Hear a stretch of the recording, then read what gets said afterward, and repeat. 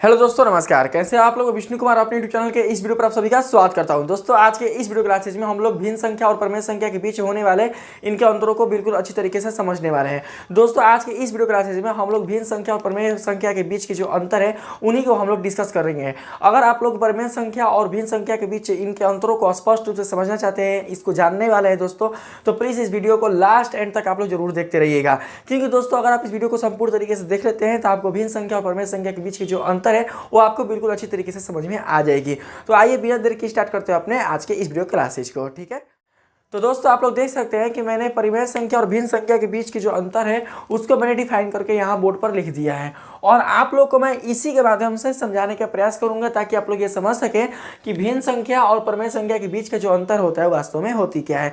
अगर जो भी बच्चे मेरे इस वाले वीडियो पर नए होंगे तो पहले वो भिन्न संख्या और परमेय संख्या के बारे में बिल्कुल अच्छी तरीके से जान लेंगे कि भिन्न संख्या होती क्या है, परमेय संख्या क्या होती है। इससे रिलेटेड मैंने ऑलरेडी पहले से वीडियो बना रखा है, जिसका लिंक मैं इस वाले वीडियो को डिस्क्रिप्शन बॉक्स में दे रखूंगा। तो आप लोग चाहें तो वहां से बॉक्स को ओपन कर आप क्या कर सकते हैं, उन वीडियो को देख सकते हैं। तो दोस्तों आइए हम लोग समझने का प्रयास करते हैं जो इनका पहला अंतर है उसको। तो सबसे पहले हम लोग बात करते हैं दोस्तों यहाँ पर भिन्न संख्या का। ठीक, तो भिन्न संख्या में दिया गया है फर्स्ट नंबर में कि यहाँ पर बताया गया है दोस्तों, भिन्न संख्या का अंश एक पूर्ण संख्या तथा हर एक धनात्मक पूर्णांक संख्या होती है। अंश मतलब भिन्न का ऊपर वाला भाग, ठीक है, यानी जो भिन्न संख्या है उसके बटा के ऊपर वाला जो भाग होता है उसको हम लोग बोलते हैं अंश, और बटा के नीचे वाले भाग को हम लोग बोलते हैं हर। आप लोग समझ चुके होंगे। तो ये कहा क्या है दोस्तों, बोला है कि अंश एक पूर्ण संख्या तथा हर एक धनात्मक पूर्णांक संख्या होती है। तो होगी ही दोस्तों, क्योंकि जब मैंने आप लोगों को भिन्न संख्या के परिभाषा के माध्यम से बताया था कि भिन्न संख्या का जो अंश होता है वो कोई भी एक धनात्मक पूर्णांक संख्या हो सकती है और साथ ही शून्य भी हो सकती है, परंतु उसके जो अंश का मान होगा दोस्तों वो कभी भी एक ऋणात्मक पूर्णांक नहीं हो सकता है। अर्थात भिन्न संख्या के अंश का जो मान होता है उसका जो मान है दोस्तों बिल्कुल भी ऋणात्मक संख्या से रिलेटेड नहीं है। या तो वो शून्य से हो सकता है या फिर धनात्मक पूर्णांक से हो सकता है, परंतु कभी भी ऋणात्मक संख्याओं या ऋणात्मक पूर्णांक संख्याओं से रिलेटेड नहीं हो सकता है। इसलिए हमने यहाँ पर अंश को क्या बोला, एक पूर्ण संख्या, क्योंकि पूर्ण संख्या के परिवार में आपके प्राकृतिक संख्याओं के साथ साथ शून्य भी सम्मिलित हो जाते हैं, और सारे दोस्तों आपके प्राकृतिक संख्याएं धनात्मक पूर्णांक संख्याएं कहला सकती हैं। और जब पूर्ण संख्या के परिवार में शून्य सम्मिलित है तो शून्य भी क्या हो सकती हैं, भिन्न संख्या के अंश में आ सकती हैं। अब रहा बात हर का, तो हर एक धनात्मक पूर्णांक संख्या होती है। तो दोस्तों चाहे वो भिन्न संख्या हो और चाहे वो परमेय संख्या हो, भिन्न संख्या और परमेय संख्या इन दोनों में से किसी भी संख्या के हर में कभी भी शून्य नहीं हो सकता है। हाँ, लेकिन भिन्न संख्या की अगर हम बात करें हर की, तो उसके हर का मान केवल और केवल दोस्तों धनात्मक पूर्णांक संख्या ही होगा। अर्थात अगर हम भिन्न संख्या के हर में धनात्मक पूर्णांक संख्या को छोड़कर अगर हम इसमें ऋणात्मक पूर्णांक संख्याओं को भी शामिल करते हैं तो आपकी जो भिन्न संख्या है दोस्तों वो भिन्न संख्या के रूप में नहीं जानी जाएगी। इस प्रकार से आप लोग समझ सकते हैं उदाहरण के माध्यम से। यहाँ पर देख सकते हैं दोस्तों कि 3/5 में जो 3 है आपका और जो 5 है आपका, ये दोनों क्या है, धनात्मक पूर्णांक संख्या है। अगला देखेंगे 0, तो 0 क्या है दोस्तों, धनात्मक पूर्णांक संख्या तो नहीं है, लेकिन शून्य को आप ले सकते हैं क्योंकि शून्य ना धनात्मक पूर्णांक संख्या है और ना ही ऋणात्मक पूर्णांक संख्या है। इसलिए हमने इसके अंश के मान में शून्य रखा है, ना कि हर के मान में, क्योंकि अंश के मान में भिन्न का क्या हो सकता है, शून्य हो सकता है, परंतु कभी भी हर में बिल्कुल भी नहीं हो सकता है। इसलिए अंश में हमने क्या रखा है दोस्तों, शून्य, और हर में हमने रखा है धनात्मक पूर्णांक संख्या। इसलिए इसको हम लोग क्या बोल सकते हैं, भिन्न संख्या बोल सकते हैं। साथ ही 8/13 में आप देख सकते हैं 8 और 13 ये दोनों क्या है, आपके धनात्मक पूर्णांक संख्या है। अब इसी से संबंधित हम लोग परिमेय संख्या पर बात कर लेते हैं। परिमेय संख्या आप लोग देख सकते हैं, इसमें बोला गया है परिमेय संख्या का अंश एवं हर ये दोनों ही एक पूर्णांक संख्या होती है। इसमें क्या था दोस्तों कि इसका जो अंश का संबंध था वो एक पूर्ण संख्या से था, जबकि इसका जो अंश और हर दोनों का जो संबंध है दोस्तों एक पूर्णांक संख्या से।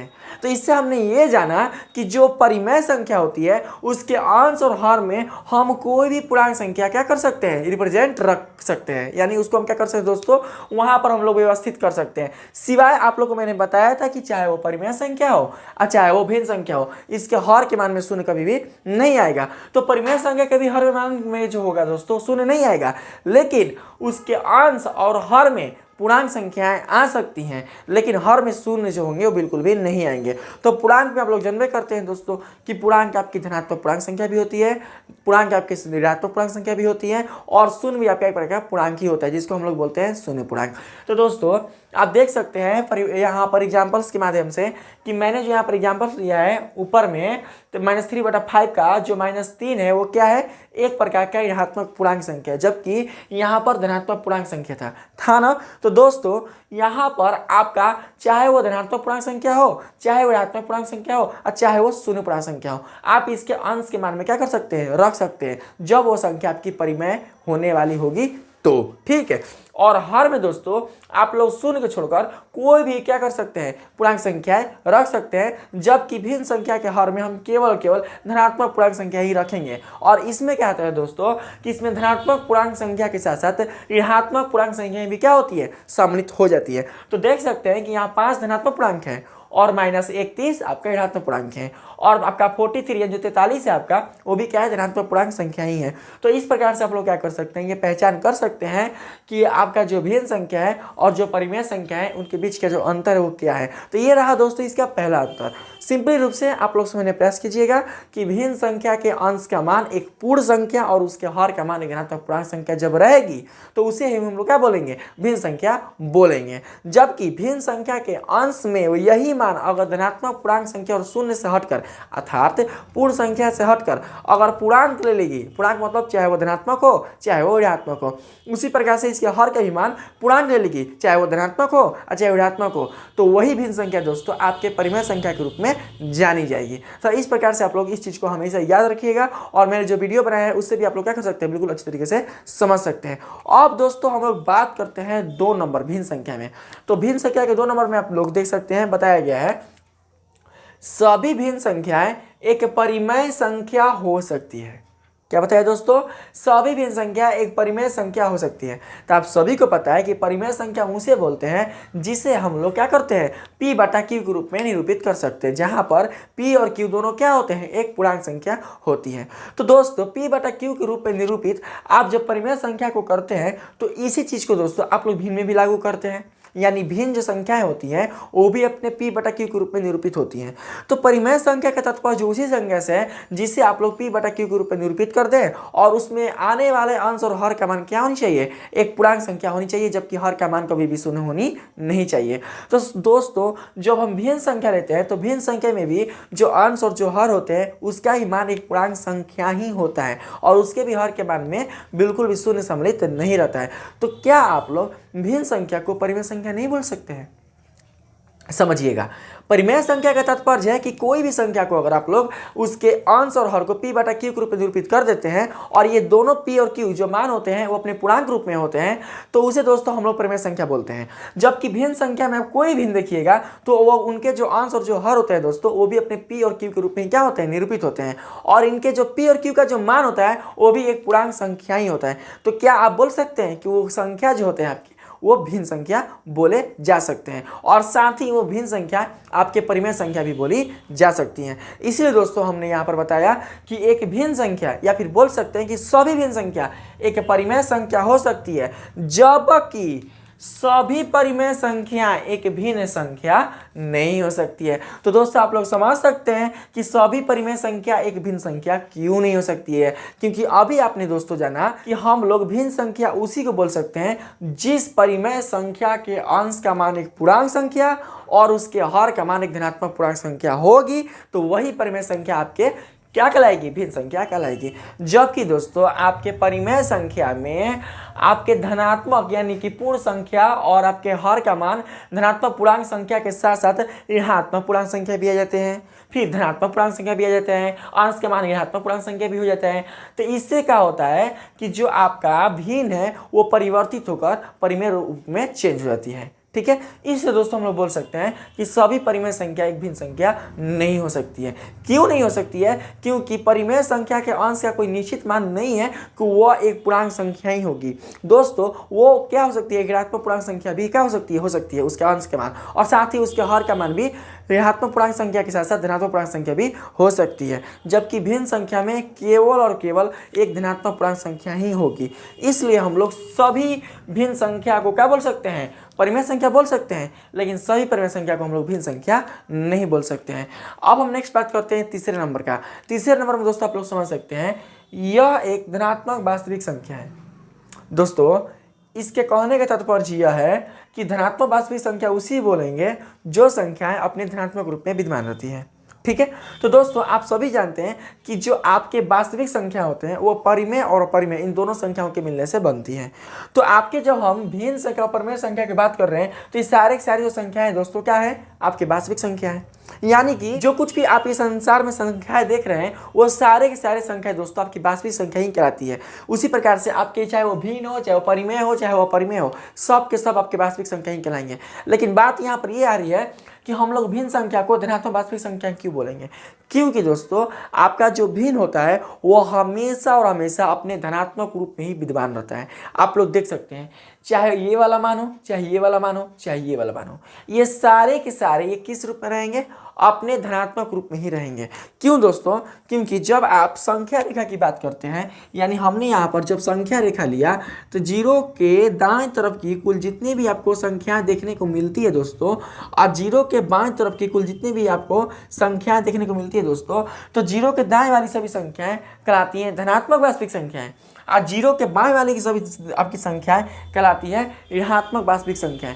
तो जो आपका भिन्न संख्या होता है वो क्या होता है दोस्तों कि शून्य के बराबर हो सकता है और शून्य से बड़ा हो सकता है, लेकिन शून्य से कभी छोटा नहीं हो सकता है। और ये ऋणात्मक वास्तविक संख्या तभी आएगा जब उसका मान शून्य से छोटा होगा। देखिए दोस्तों 8/13, 3/5 ये दोनों जो संख्या है आपके वो शून्य से बड़ी है, और साथ ही जो 0/7 है, यानी कि आपने जब 0 को 7 से भाग किया तो मान क्या मिलेगा? 0 ही मिलेगा, तो 0 के बराबर आएगा। तो 0 से लेकर जितने भी आपके संख्या मिलेंगी वो सब आपके धनात्मक ही मिलेंगी, लेकिन कभी भी इसमें ऋणात्मक संख्याओं का समावेश नहीं हो सकता है। कब? जब वो संख्या रहेगी भिन्न तब। इसीलिए दोस्तों हमने यहाँ पर लिखा कि यह एक धनात्मक वास्तविक संख्या है। इसका बिल्कुल भी संबंध ऋणात्मक वास्तविक संख्या से नहीं है। आप लोग इसको हमेशा याद रखिएगा, ठीक है दोस्तों। इसको हम लोग शून्य वास्तविक संख्या भी बोल सकते हैं। क्यों? क्योंकि जो भिन्न संख्या है आपका वो शून्य भी हो सकती है, यानी 0 भी हो सकती है। क्यों? क्योंकि दोस्तों आपके अंश का मान हो गया 0, आहार का मान हो गया 1, तो 0 आपका पूर्ण संख्या, 1 आपका धनात्मक पूर्णांक संख्या। तो इस प्रकार से आप लोग 0/1 को बोल सकते हैं भिन्न संख्या। इसीलिए हम लोग इसको क्या बोल सकते हैं? शून्य वास्तविक संख्या के साथ साथ धनात्मक वास्तविक संख्या को भी क्या बोल सकते हैं? निरूपित कर सकते हैं या फिर बोल सकते हैं। अब इसी का अपोजिट अगर हम बात करते हैं परिमेय संख्या में, तो आप देख सकते हैं दोस्तों कि परिमेय संख्या में बोला जा रहा है यह शून्य, धनात्मक एवं ऋणात्मक वास्तविक संख्या है। तो आप क्या देखिए दोस्तों यहाँ पर कि जो आपकी परिमेय संख्या होती है वो शून्य भी हो सकती है, धनात्मक भी हो सकती है, ऋणात्मक भी हो सकती है। क्यों हो सकती है? क्योंकि आपके परिमेय संख्या का जो दोस्तों संबंध है वो केवल धनात्मक वास्तविक संख्या से नहीं है, बल्कि धनात्मक वास्तविक संख्या के साथ साथ उसको ऋणात्मक वास्तविक संख्या से भी क्या है? संबंध है। जैसे देख सकते हैं कि -3/5, तो दोस्तों ये आ गया, यानी कि जो -3 जो आप अंश में इसका जो मान देख रहे हैं वो कहीं ना कहीं आपके संख्या रेखा के शून्य से छोटा है, यानी यहाँ पर -3 है ना, तो शून्य से छोटा है, यानी +3 से 3 कदम पीछे चलिएगा तो आपको -3 मिलेगा। तो इसके मान में मान कितना है दोस्तों? -3 आया है। तो यहाँ पर ये अपने मान को कैसा स्वरूप कर रहा है? ऋणात्मक वास्तविक संख्या के स्वरूप को प्रकट कर रहा है। इसलिए आपके जो परिमेय संख्या होते हैं वो धनात्मक भी होते हैं, ऋणात्मक भी होते हैं। अब भैया शून्य तो ये भी होता है, शून्य ये भी हो सकता है। बस समझने की फिर है कि ये भी शून्य और धनात्मक वास्तविक संख्या हो सकता है, और ये भी शून्य धनात्मक वास्तविक संख्या हो सकता है। साथ ही इन दोनों संख्याओं के होने के साथ ऋणात्मक वास्तविक संख्या भी हो सकता है। तो आप लोग इस चीज़ को अच्छे से समझ गए होंगे, ठीक है दोस्तों। अब हम बात कर लेते हैं चौथे नंबर का। चौथा नंबर बताया जा रहा है इसे संख्या रेखा के धनात्मक बिंदुओं तक ही निरूपित किया जा सकता है। क्या बताया दोस्तों? इसे संख्या रेखा के धनात्मक मतलब कि संख्या रेखा पर उपस्थित कुल जितने भी आपके बिंदुएं हैं, अगर इन बिंदुओं का संबंध धनात्मक से है तो उन बिंदुओं पर क्या कर सकते हैं? आप लोग भिन्न संख्या को निरूपित कर सकते हैं। इसीलिए बोला जा रहा है कि इस संख्या रेखा के धनात्मक बिंदुओं तक ही निरूपित किया जा सकता है। किसके साथ? तो शून्य के साथ। अभी मैंने आप लोग को बताया कि शून्य तक भी संख्या को आप लोग भिन्न संख्या बोल सकते हैं, और शून्य से बड़ी कुल जितनी भी आपकी संख्याएं संख्या रेखा पर उपस्थित है आप उन्हें भी भिन्न संख्या बोल सकते हैं। इसलिए दोस्तों इसे संख्या रेखा के धनात्मक बिंदु तक ही निरूपित किया जा सकता है, मतलब 0 से अनंत तक। और जब उसकी बात करें अनंत से कम तक तो 0 तक आकर क्या होगा? रुक जाएगा। 0 से बिल्कुल भी नीचे नहीं जा सकता है, क्योंकि इसका जो परिभाषा है, इसका जो सिद्धांत भी इनका वो बोलता है कि अंश का मान आपका होना चाहिए पूर्ण और इसके हर का मान होना चाहिए धनात्मक पूर्णांक। अगर इससे कुछ भी मतलब इसमें कुछ बदलाव आता है तो ये भिन्न अपने रूप को त्याग कर परिमेय संख्या के रूप में ट्रांसफर हो जाएगा। इसलिए हम क्या बोलेंगे, इसको धनात्मक बिंदु तक निरूपित कर सकते हैं, क्योंकि ये बिल्कुल भी ऋणात्मक बिंदु तक आने के लिए सक्षम नहीं होते हैं। कौन? आपके भिन्न संख्या। अब बात कर रहे थे दोस्तों हम लोग परिमेय संख्या में, तो परिमेय संख्या हम लोग क्या देख सकते हैं, देखिए इसमें बताया जा रहा है दोस्तों, इसे संख्या रेखा के अपरिमेय बिंदुओं को छोड़कर अन्य सभी बिंदुओं तक निरूपित किया जा सकता है। दोस्तों आप लोग को ज्ञात होगा कि संख्या रेखा को हम लोग वास्तविक रेखा के नाम से भी जानते हैं। तो आप लोग वास्तविक रेखा उसे क्यों बोलते हैं? वास्तविक रेखा दोस्तों इसलिए बोलते हैं क्योंकि हम लोग संख्या रेखा पर वास्तविक संख्याओं को निरूपित कर सकते हैं। और आपकी जो वास्तविक संख्या है वो दो संख्याओं का एक समुच्चय होता है, एक मिश्रण होता है, एक संग्रह होता है। कौन कौन? तो पहला आपका परिमेय संख्या और दूसरा आपका अपरिमेय संख्या। तो दोस्तों आपके संख्या रेखा पर ऐसा नहीं है कि हम केवल परिमेय संख्याओं को ही स्थान निरूपित कर सकते हैं, आपके परिमेय संख्या के साथ साथ हम लोग अपरिमेय संख्याओं का भी स्थान निरूपित कर सकते हैं। तो दोस्तों इस प्रकार से आपके संख्या रेखा के कुल जितने भी बिंदु हैं उन सभी बिंदुओं में आपके परिमेय और अपरिमेय संख्याएं क्या हो सकती हैं? आ सकती हैं। तो आपके संख्या रेखा के कुल जितने भी आप बिंदु दोस्तों देख रहे हैं, अगर उसमें जो जो भी बिंदु अपने अपरिमेय बिंदु कहने का मतलब कि जिस बिंदु पर अपरिमेय संख्याएं उपस्थित होंगी। 9th क्लास में आप लोग को हम सिखाएंगे कि हम लोग संख्या रेखा पर अपरिमेय संख्याओं का स्थान कैसे निर्धारण करते हैं। आप लोग अच्छी तरीके से उसको जान पाएंगे कि संख्या रेखा पर भी हम क्या कर सकते हैं, परिमेय संख्याओं की भांति ही अपरिमेय संख्याओं का भी स्थान निर्धारण कर सकते हैं। कुछ चेंजिंग है पर कर सकते हैं, ये हम आप लोग सिखाने का प्रयास करेंगे। ऐसा नहीं है कि संख्या रेखा पर अपरिमेय संख्याओं का स्थान नहीं हो सकता है, हो सकता है दोस्तों। किसका नहीं हो सकता है? तो काल्पनिक संख्याओं का। जो संख्या काल्पनिक होगी या वास्तविक होगी उसका स्थान बिल्कुल भी वास्तविक यानी कि संख्या रेखा किसी भी बिंदु पर नहीं है। तो आपके संख्या रेखा पर कुल जितने भी बिंदु हैं जिनका संबंध अपरिमेय संख्या से है, तो अपरिमेय संख्या से संबंधित कुल जितने भी बिंदु हैं दोस्तों उनको छोड़कर कुल जितने भी बिंदु आपके बच जाते हैं संख्या रेखा का, वे सारे के सारे बिंदु दोस्तों आपके परिमेय संख्या के निरूपित करने वाले बिंदु कहलाते हैं। इसलिए हमने यहाँ पर लिखा कि इसे संख्या रेखा के अपरिमेय बिंदुओं को छोड़कर अन्य सभी बिंदुओं तक निरूपित किया जा सकता है। बहुत सिंपल, यानी कि संख्या रेखा के अपरिमेय बिंदु को छोड़कर अब जो भी शेष बिंदु आप देखते हैं वो सारे के सारे बिंदु अपने आप को यही बताते हैं आपको कि हम लोग परिमेय बिंदु हैं। यानी इस पर केवल और केवल आपको परिमेय संख्या ही मिल सकती हैं, परिमेय संख्याओं को छोड़कर अन्य कोई भी अपरिमेय संख्या आपको देखने को नहीं मिल सकती है। वहां तक आप क्या कर सकते हैं, आप लोग परिमेय संख्याओं का स्थान निर्धारण कर सकते हैं। ठीक है दोस्तों, अब बात करते हैं हम लोग 5 नंबर में। 5 नंबर देख सकते हैं, बोला गया है इसे सांकेतिक विधि द्वारा सूचित करने हेतु क्यों का प्रयोग किया जाता है। क्यों किया जाता है दोस्तों? क्योंकि मैंने आप लोगों को परिमेय संख्या के परिभाषा में और इसके गुण और इसके मतलब जो भी मैंने बताया था विशेषता में दोस्तों, तो आप लोगों को मैंने बताने का प्रयास किया था कि परिमेय संख्या को सांकेतिक विधि द्वारा सूचित करने हेतु क्यों का प्रयोग किया जाता है। ठीक है, तो आप सभी जानते हैं कि परिमेय संख्या का जो संकेत होता है वो क्यों होता है। तो दोस्तों आप लोग अभी जाने कि हम लोग सभी भिन्न संख्याओं को परिमेय संख्या बोल सकते हैं, लेकिन सभी परिमेय संख्याओं को हम लोग भिन्न संख्या नहीं बोल सकते हैं। यानी कि जो भिन्न संख्या है वो परिमेय संख्या भी कहला सकती है और भिन्न संख्या भी कहला सकती है। तो जब दोस्तों परिमेय संख्या का संकेत आपका क्यों होगा तो भिन्न संख्या का भी संकेत क्यों न होगा। काहे से कि आप लोग भिन्न को परिमेय बोल सकते हैं। तो जब भिन्न को परिमेय बोल सकते हैं तो परिमेय का संकेत क्यों न होगा बाबू, कि कुछ और अलग होगा? नहीं हो सकता है। तो अगर आपसे कोई यदि पूछे कि भिन्न संख्या को हम किस संकेत से निरूपित करते हैं तो आप लोग बताना कि हम लोग भिन्न संख्या को भी क्यों से ही निरूपित करते हैं। क्यों? क्योंकि सभी भिन्न संख्याएं परिमेय हो सकती हैं पर सभी परिमेय संख्याएं आपके भिन्न नहीं हो सकती हैं। अपरिमेय संख्या का संकेत क्यों तो होता ही है, तो हम लोग क्यों को ही क्या कर सकते हैं, भिन्न संख्या के निरूपण के लिए रख सकते हैं। तो इसीलिए दोस्तों मैंने यहाँ पर लिखा कि इसे भी सांकेतिक विधि द्वारा निरूपित करने हेतु क्यों का ही प्रयोग किया जाता है। यानी कि इसमें भी क्यों का प्रयोग हो सकता है और इसमें भी क्यों का प्रयोग हो सकता है। क्यों हो सकता है आप लोग दोस्तों इस चीज को अच्छी तरीके से समझ चुके होंगे।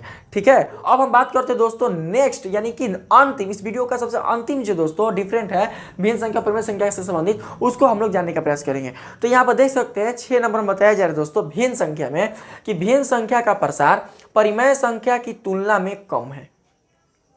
देखिए दोस्तों अभी आप लोग इसके बारे में जब जाने इसे संख्या रेखा के धनात्मक बिंदु तक, ठीक है, तो इससे आप लोग दोस्तों कुछ समझने में अगर आप कोशिश कीजिएगा तो इससे आपको पता चल सकता है कि संख्या रेखा के अपरिमेय बिंदुओं को छोड़कर शेष कुल जितने भी आपकी बिंदुएं दिखाई देती हैं वे सारे के सारे बिंदुएं आपके परिमेय संख्या से संबंधित होती हैं।